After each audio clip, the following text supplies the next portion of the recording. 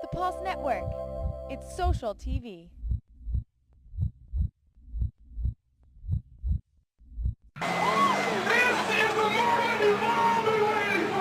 You can sound the alarm, you can call out your dogs, you can fence in your yard, you can hold all the cards, but I won't back down. Oh no, I won't back down.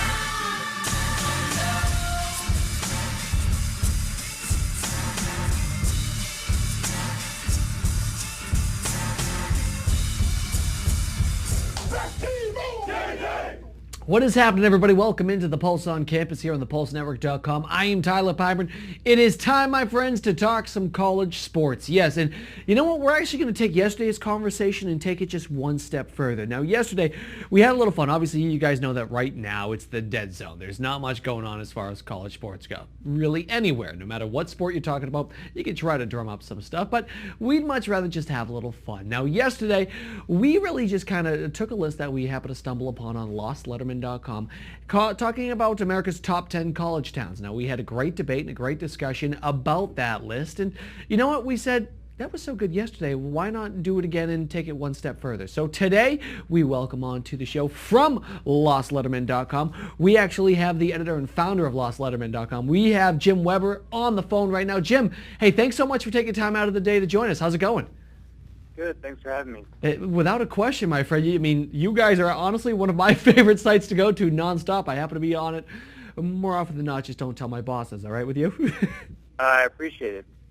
So let's talk about this list. You know, America's top 10 college towns. Tell me a little bit. The one thing when we were going through it yesterday was, how did you come up with this? You know, these top 10, because there are so many colleges, there are so many universities out there. How did you decipher who made the list, who didn't? Yeah, well, in terms of how we narrowed it down, we kind of went around looking at, you know, what other people had to say of the top college towns. It seems like there's kind of a consensus of the most beautiful campuses or the best places to go to school. So, you know, we always notice that schools like Chapel Hill and Austin and Charlottesville are always listed on the most beautiful campuses. And then we kind of factor in other things as, you know, such as the music scene, the sporting scene, the school, things like that. So one thing I find interesting, you know, we went through this entire list and, you know, everybody agreed with, like you said, like Chapel Hill, like Charlottesville. I mean, you mentioned Austin in there. I mean, there's obviously, everybody knows about those schools in particular, but the one that everybody seemed to find a little strange on here, you got to explain Princeton for me. I know you do a great job in the article itself, but explain Princeton on this list for me in particular. Yeah, I mean, I know it does sound a little untraditional with these other schools like Charlottesville or Athens, Georgia. You know, it just seems like people that live there seem to really like the campus, that it is, you know, it's about halfway between Philadelphia and New York. So, you know, it's easy to get to major cities. As far as the school itself, it's just very intertwined with the town. A lot of people really like it. You know, it's easy to make fun of place in New Jersey, picture it like Seaside Heights, but you know, if you actually go there and experience it, that a lot of people seem to like it. And you know, I know people that live there now after college, because it's not just, you know, a place for students. You've got to be making a ton of money if you're living there right now. I mean, that place, I've been through there. I mean, it is a wealthy neighborhood, a lot of people with plenty of dough. Obviously, if you're going to Princeton, you've got a ton of dough to be able to spend to go there. The one thing I really have to kind of argue with is that halfway point, because I mean, I know when I was in college, I went to school just right outside of Boston. I was about 16 miles away. So kind of decipher that halfway point between Philadelphia and New York City, because I find that really interesting. I mean, do they really venture that far off campus? Yeah, I mean, you know, I don't know what the college students do. I just know that, you know, in terms of people that live in Princeton, you know, it's supposed to be a list for, you know, people that just live in the town as well. Okay. And so, you know, I know a lot of people that live there that do come to New York for concerts or to see their friends that live in New York City. So, yeah, if you're a student, would you drive an hour and a half to go into New York City for a night? Absolutely not.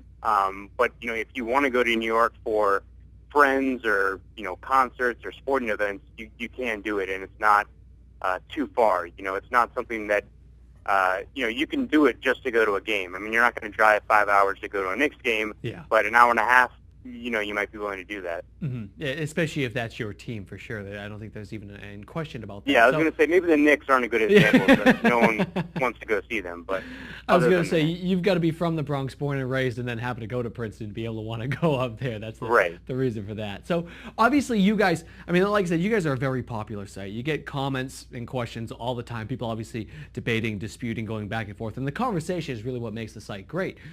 So talk about this article in particular. There was a lot of people I noticed on here that were saying, well, how come, why didn't my school get on there? Why didn't this school, that school, and the other school? Talk a little bit, not so much the fallout of you, but talk about some of that debate that's gone on really since you guys put this post out. Yeah, I mean, we get so many people fighting for their schools, and for example, a lot of people said, well, why not UCLA?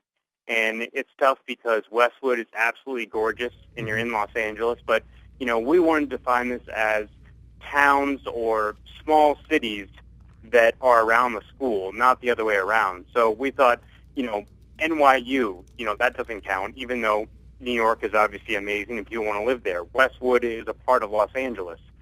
For Boston, I mean, how do you include, I've been to Harvard. It's an amazing place. I love Harvard Square, but Cambridge is an extension of Boston in my mind. So, there are a lot of people that complained about how we defined a town, and then there were a lot of people that just complained because said, hey, I went to this school. It's just as nice as this place I visited.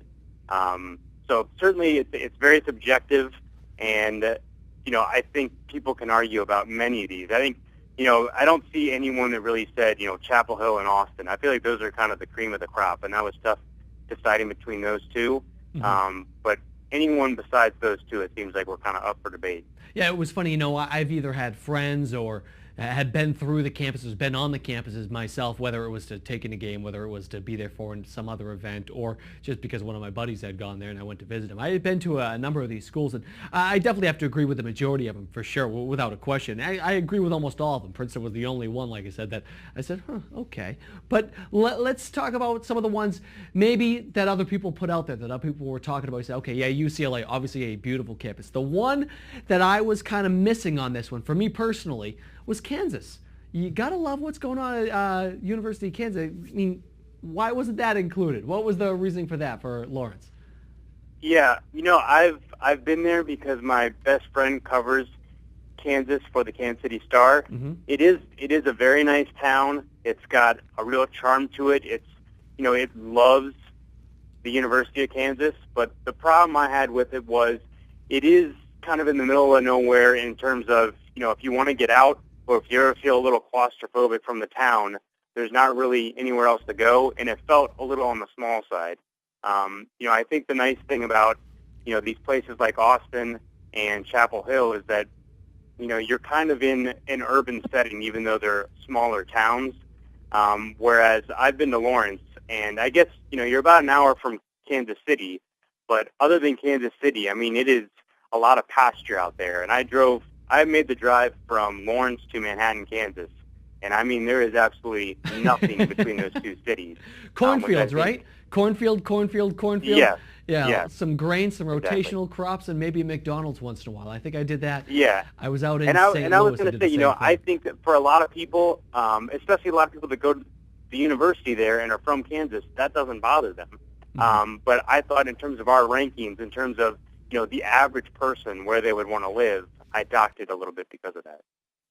So the one thing, I mean, obviously kind of getting away from the list, the post is just one of many that are absolutely awesome that I love on this site, that so many of the guys here at the Pulse Network do as well.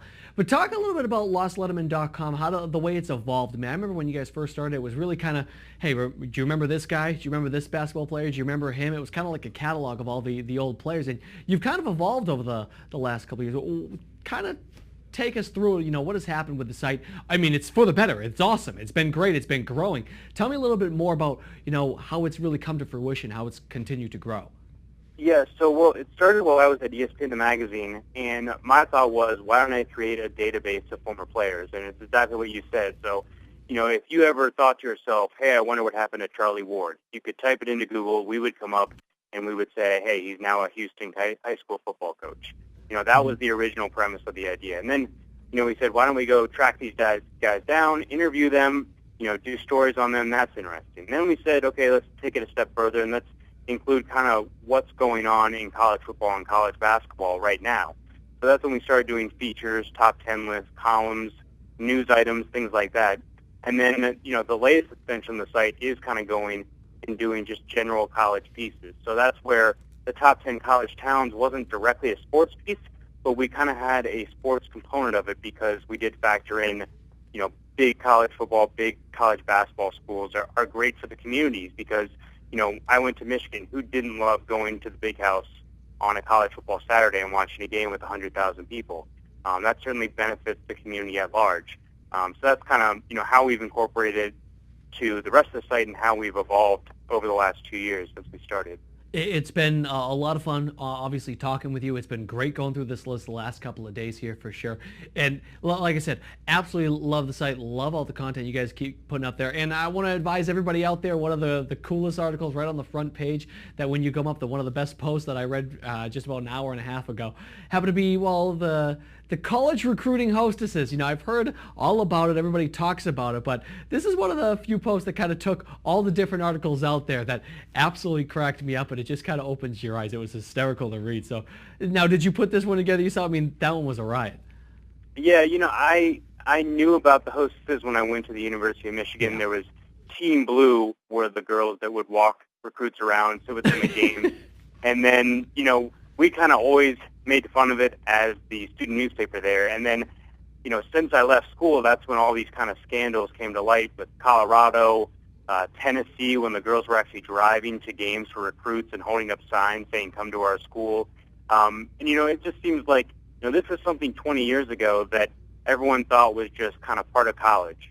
Girls, guys mixing at parties. And then, as we've become more politically correct, some people say for worse, but a lot of people would say that, this is very old-fashioned. It's kind of inappropriate for girls to be recruiting the guys by taking them to parties and other things that happen at night. So, I'm glad you read the story, and it's something that, I think people should be aware of going on in college campuses. Hey, Jim, honestly, a pleasure having you on. Really do. And, we'll have to catch up again real soon. Is that okay with you? Yeah, that'd be great. Awesome, guys. Make sure to check it. If you're unaware of the site, you're living under a rock, you know what? Climb on out and check out Letterman.com. The site is awesome. They have so much great content. And Jim, as you saw right there, just a great guy. So Jim, hey, thanks so much for joining us on the show. Really appreciate it. Great. Thanks for having me. All right, guys, that'll do it for this segment right here. Really great stuff. Really appreciate Jim taking time out of the day from the many hats that he wears, jumping on the show with us here. But we have to take a very quick break. Coming up in a few seconds, we are going to shift focus. It is Tuesday. We're going to have our little tweet of the week going on. We've got a pretty interesting story coming out about, USC. Well, we got tweets from USC as well as an interesting video shot by TMZ. Not to mention, we have some pretty fun stuff that we're going to go ahead and bring to life. And we're going to say who is taking the walk of shame. All that and more coming your way in just a few seconds right here on the Pulse on Campus. The Pulse Network. It's social TV.